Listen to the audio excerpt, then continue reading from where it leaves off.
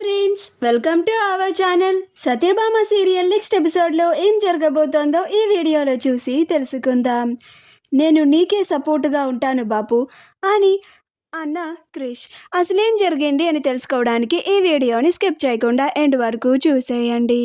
మహదేవయ్య తన nomination form పైన సపోర్టర్గా ఒకరి సంతకానికి సత్యని చాలా ప్రేమగా పిలుస్తూ ఉంటాడు.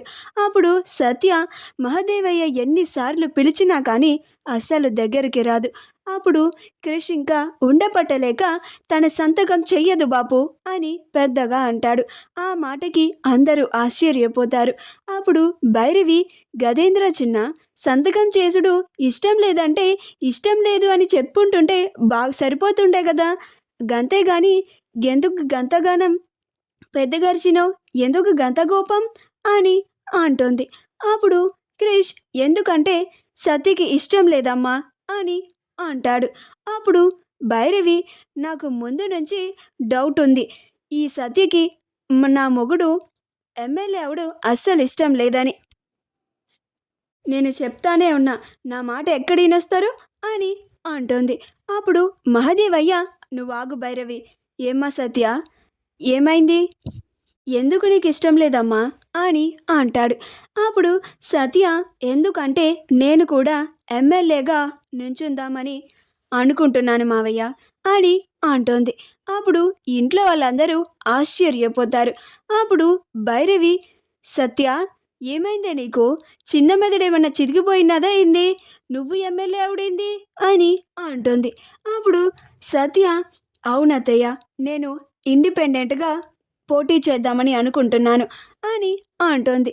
అప్పుడు భైరవి, ఎందుకు అని అంటోంది.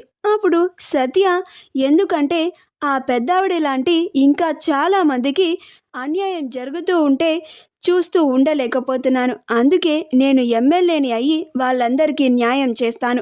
అందుకే నేను ఇండిపెండెంట్గా ఎమ్మెల్యేని అవుదామని అనుకుంటున్నాను అని అంటుంది. అప్పుడు భైరవి, గది మీ మామ కూడా ఎమ్మెల్యే అయినాక చేస్తాడు కదా, దానికి నువ్వే ఎమ్మెల్యే అవుడేంది ఎందుకు అని అంటుంది. అప్పుడు సత్య, నాకు ఎవరి మీద నమ్మకం లేదు అత్తయ్య, నన్ను నేనే నమ్ముకోవాలి, నన్ను నేను నమ్ముకొని ఆ పెద్దావిడ లాంటి వాళ్ళకి న్యాయం చెయ్యాలి అని అనుకుంటున్నాను కాబట్టి అని అంటుంది.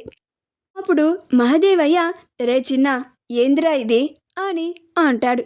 అప్పుడు భైరవి, రే చిన్న, నీ పెళ్ళానికి మనసు మార్చుకోమని చెప్పు అని అంటుంది.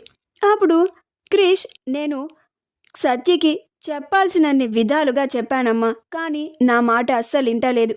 ఏది ఏమైనా కానీ మా బాబుకి పోటీగా ఎవరు నుంచున్నా కానీ నాకు అనవసరం, అది ఎవరైనా సరే. నేను మాత్రం మా బాపుకి మాత్రమే సపోర్టుగా ఉంటాను. మా బాపుకి పోటీగా ఎవరు నుంచున్నా కానీ వాళ్ళు నా కళ్ళకి కనపడరు, వినపడరు అని అంటాడు. అప్పుడు సత్య, నాది కూడా అదే నిర్ణయం.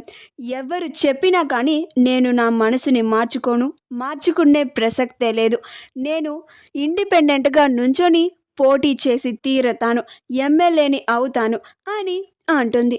అప్పుడు క్రిష్, మా బాబుని కాకుండా ఇంకా ఎవరైనా సరే ఎమ్మెల్యేని కానివ్వను.